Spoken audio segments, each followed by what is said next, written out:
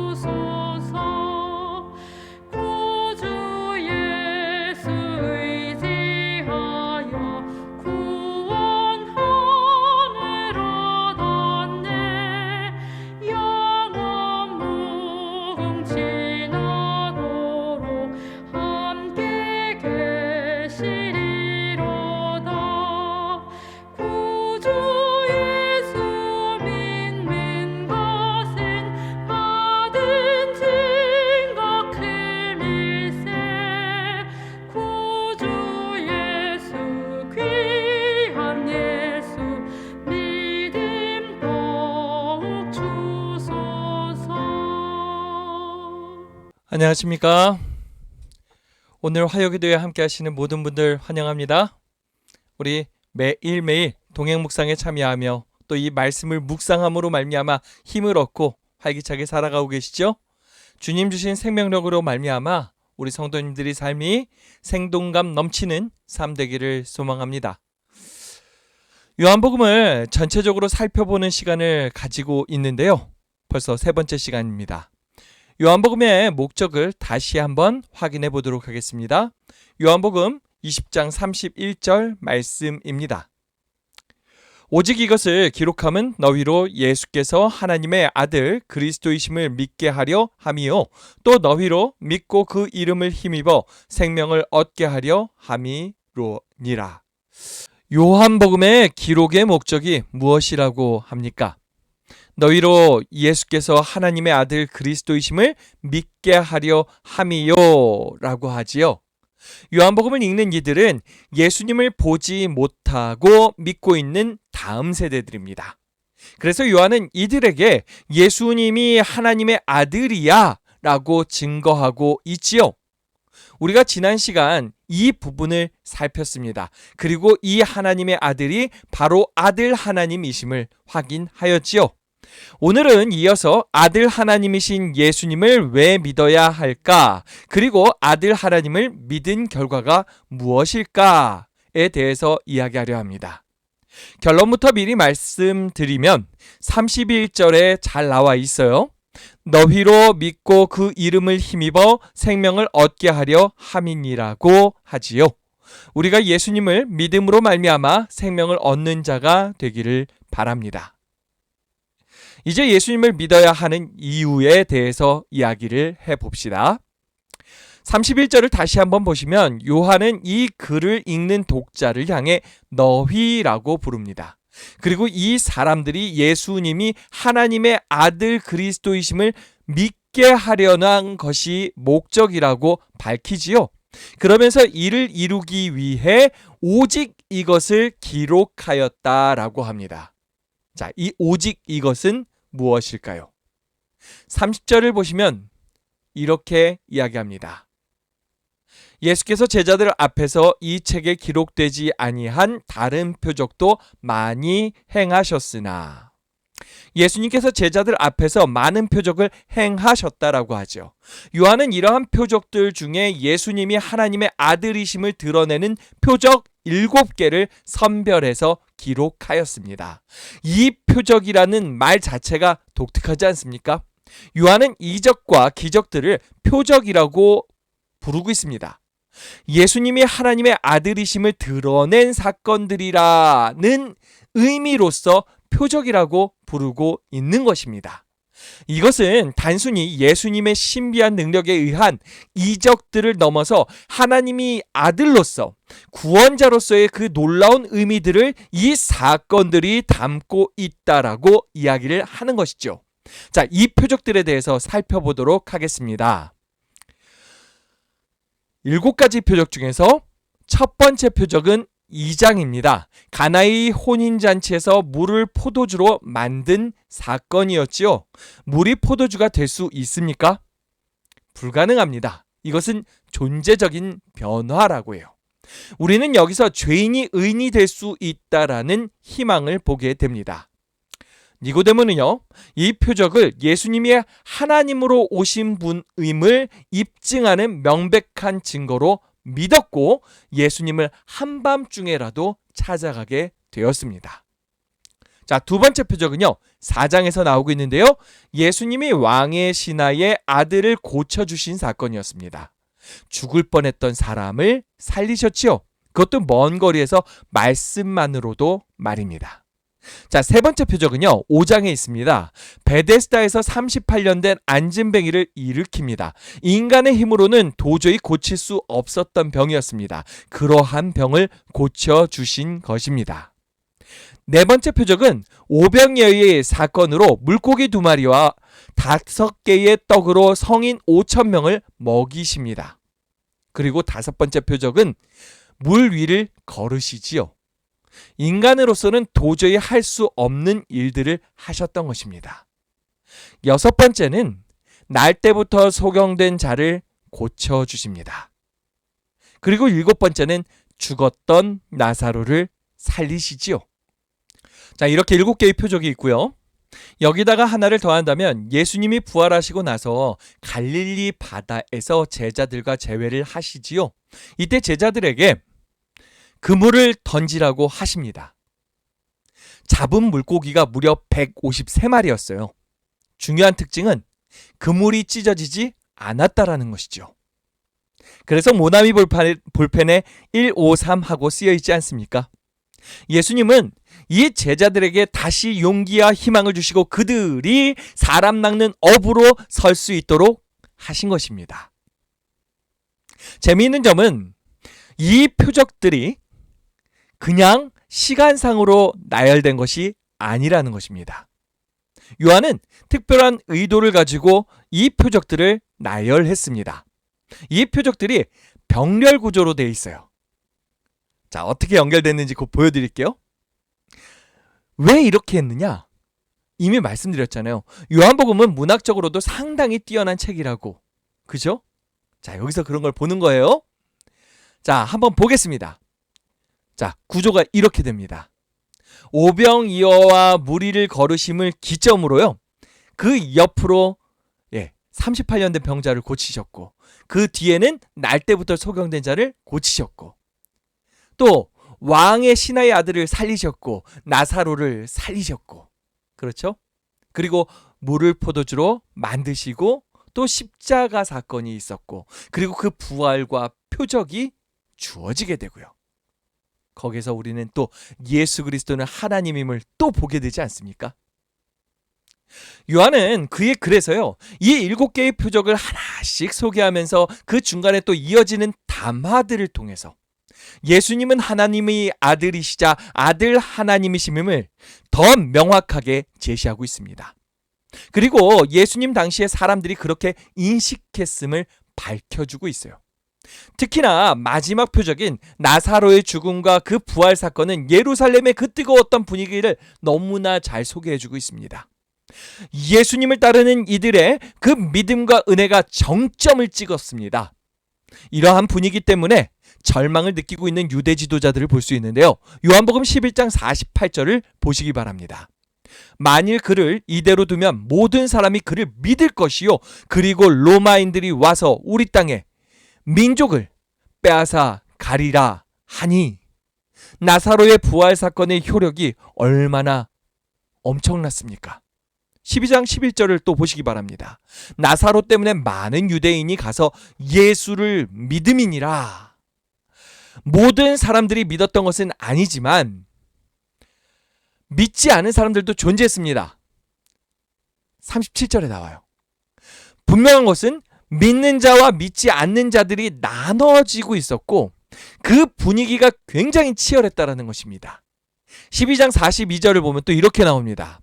그러나 관리 중에도 그를 믿는 자가 많되 바리새인들 때문에 드러나게 말하지 못하니 이는 출교를 당할까 두려워함이라. 놀랍지 않습니까?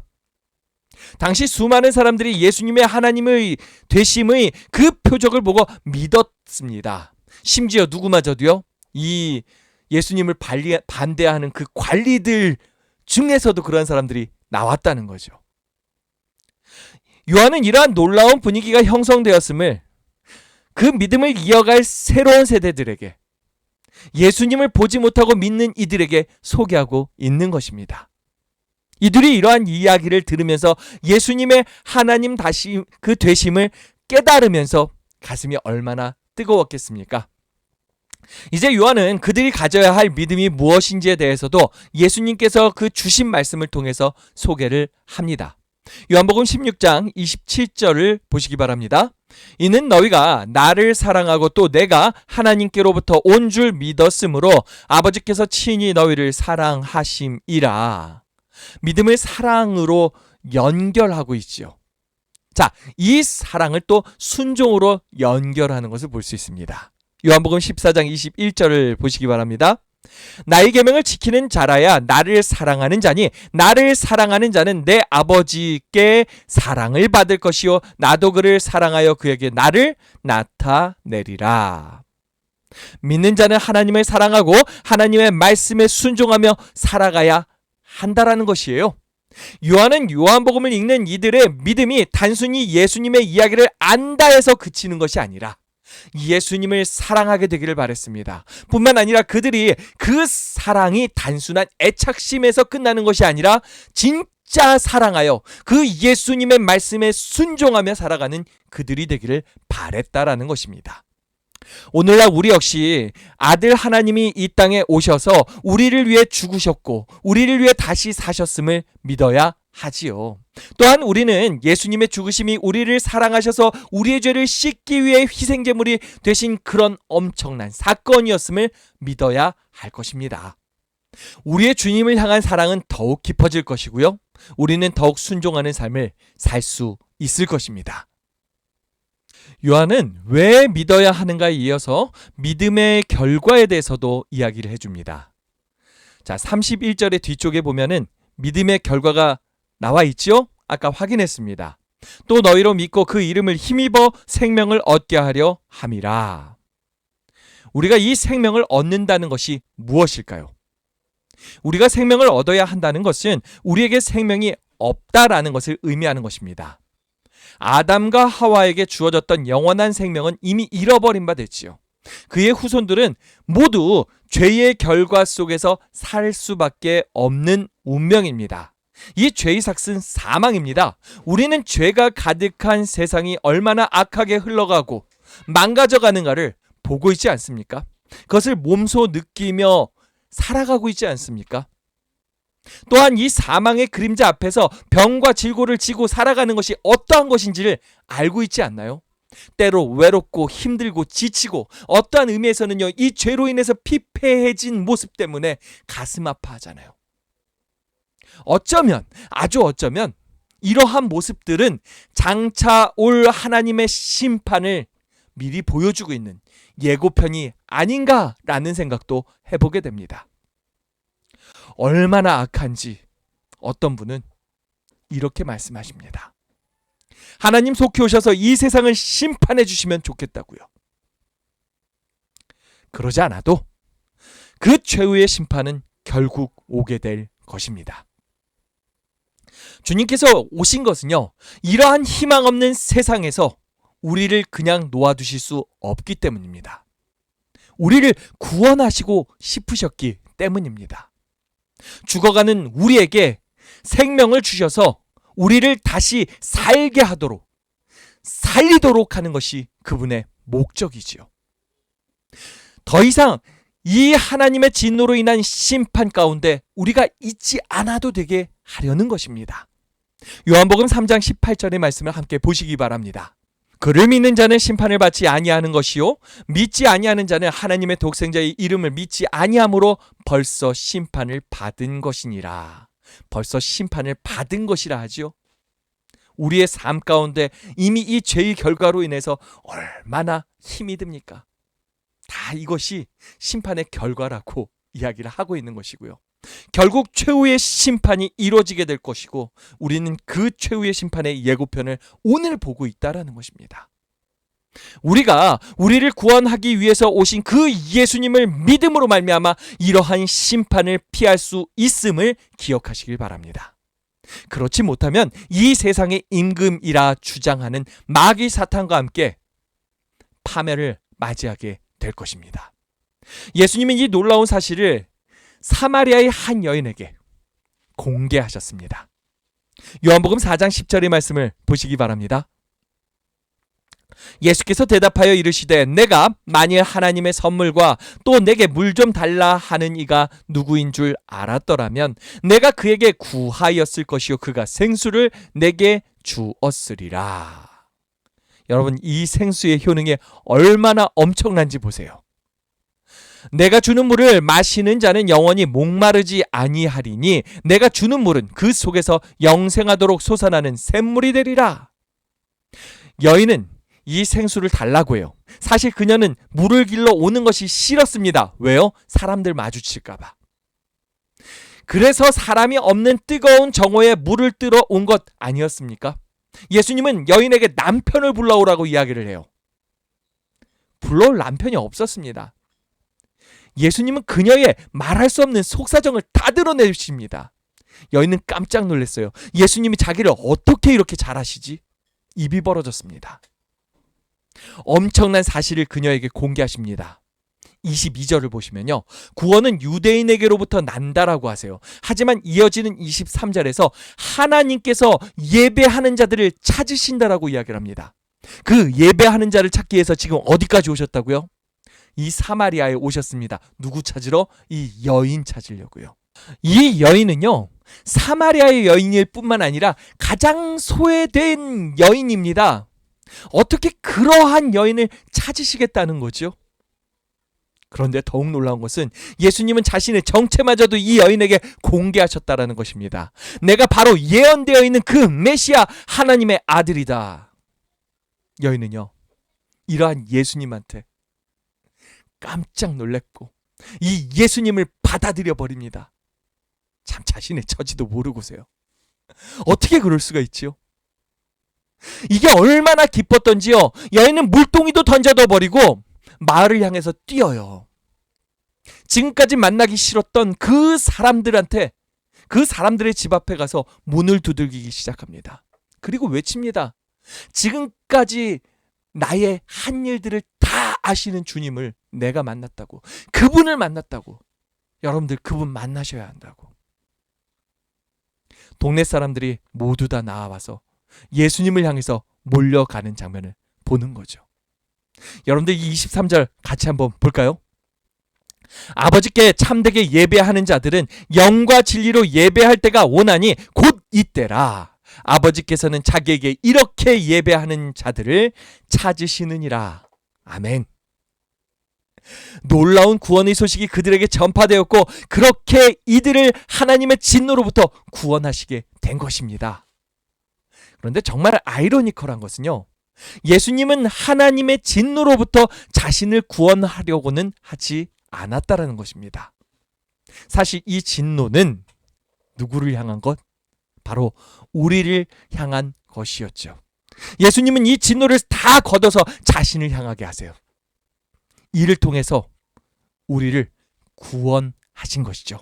우리는 이 사실을 믿고 있는 것입니다. 3장 36절을 보시면 이렇게 나와요. 아들을 믿는 자에게는 영생이 있고 아들에게 순종하지 아니하는 자는 영생을 보지 못하고 도리어 하나님의 진노가 그 위에 머물러 있느니라. 예수님은 자신을 생명으로 소개하십니다. 내가 생명의 떡이라고요. 이 시점이 오병이어의 기적 사건입니다. 이를 중심으로 요한이 제시한 표적들이 병렬로 이루어져 있다라고 보여드렸잖아요. 그렇죠? 그런데 이 모든 사건이 다 생명과 연관이 있음을 볼 수 있습니다. 왕의 신하의 아들을 고쳐주셨고요. 그렇죠? 그리고 베데스다의 병자를 고치셨고요. 이 오병이의 사건이 있은 후에 소경의 눈을 뜨게 하시고요. 또 나사로를 살려주시지요. 생명을 그들에게 주셔서 그들을 치유하시고 그들을 다시 살리셨던 사건들이라는 것입니다. 예수님은 생명의 구주라는 사건이에요. 사실이에요. 얼마나 놀랍습니까?